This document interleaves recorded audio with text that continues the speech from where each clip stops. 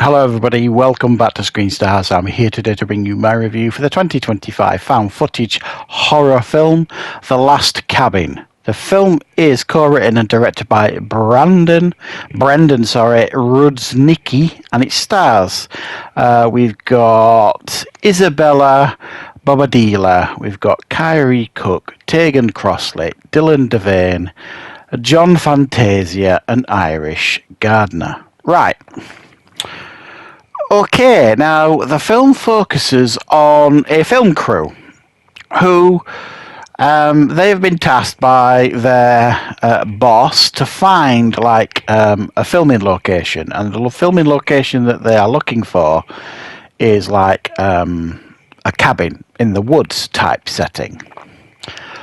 They manage to track down this cabin out in the woods that appears on the surface to be absolutely perfect. They make a deal with the owner to film there for a couple of days.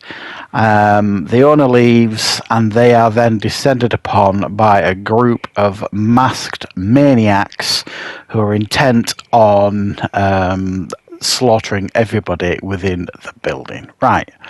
What are my thoughts on The Last Cabin? Well, I mean, we've got essentially here a pretty generic found footage film. That's not, I mean, that might sound like a negative, but for me, a generic found footage film could quite a lot of the times be a positive. I've said this many times before in all the reviews that I do for found footage. There is a specific blueprint, I think, for found footage that I think you've got to kind of respect, but you can slightly deviate from occasionally to try and put a different original spin on things. This doesn't do that. It doesn't try and deviate and put like a spin on things, sort of thing. It follows a very generic found footage pattern. Essentially, it's a home invasion film. From the found footage perspective. And again, we've seen that a few times in the past as well. Not exactly, again, a bad thing, but also at the same time, not what you would describe as original. And that is, well, there are quite a few flaws with this film. I'm not going to lie, but there are some positives as well, but I think the flaws for me generally outweigh the positives here. You've got a decent effort here that's clearly not on a big budget, but it looks and feels fairly well polished for a very low budgeted film. I think the concept is solid. I think there are some smart shots and clever shots here of like faces in windows type of thing that you don't expect, or figures in woods flashing by and then jumping out with chainsaw noises and that kind of stuff. So you get a few scares here and there. It's quite clever in how it does that. It does genuinely creep you out at times. There's nothing more creepy sometimes than silent killers, and that's really what we get here.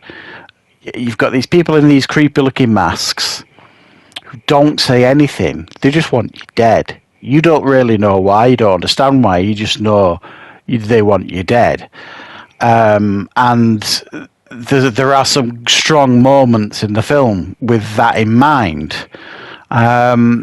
Sometimes, again, a mistake these films sometimes make is the killers unmask themselves and then they just become normal people for the most part. That never does it here in this film, apart from one scene, and I think it actually adds to the film. There's a scene where the protagonist, Hope she's called,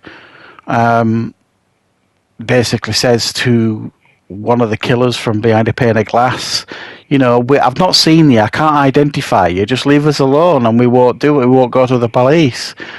And she basically lifts a mask to show her face. But the mask goes straight back on and she never says a word, but she's just basically saying, I don't care if you can identify me, we're going to kill you, we're going to get in there and we're going to kill you. And that, I thought there were some good choices made in the film for that. There are some pretty graphic kills here, I suppose, for the budget that we have available to them here. There's some fairly graphic kills, with limbs being chopped off and, like I said, chainsaws and things that they do. It can feel quite graphic here and there. There's a definite creepy vibe throughout the whole thing that works, I think, quite well here. But like I say, I think the setup drags a little bit. There's some characters here that don't feel like real people. There's like their boss turns up. He just, they ring him to say they found this location. And like within a couple of minutes, he's there. But this location is out in the middle of nowhere. They basically stumbled across it. He turns up and he's a right arse. He just didn't feel like a real person to me. And some of the relationships felt forced. Some of the performances felt a little bit forced. Again, it breaks immersion in a found footage film because you can't relate to them because they don't feel like real people. And it doesn't feel like they're in a real situation at times. It definitely felt like they were acting. And the best found footage films, they don't feel like they're acting. They feel like a normal person in an incredibly challenging situation. And I never really got that impression here that they were real people. It felt like they were actors performing a part for the most part. And then some of the kills were a bit of an anticlimax. And I can't say a great deal more without kind of spoiling things if you're going to watch this. But I just felt like, some of the kills and some of the ways they kind of defend themselves, it all felt a little bit anticlimactic and not particularly impactful or anything like that. Again, it just felt kind of rushed and a bit janky here and there. And then you get a conclusion to the film that is probably a little bit unsatisfying, but I've seen worse. So I think this is a missed opportunity. It's got a really, really solid concept going for it here. I think it just misses the mark. There's too many negatives here to really strongly recommend this.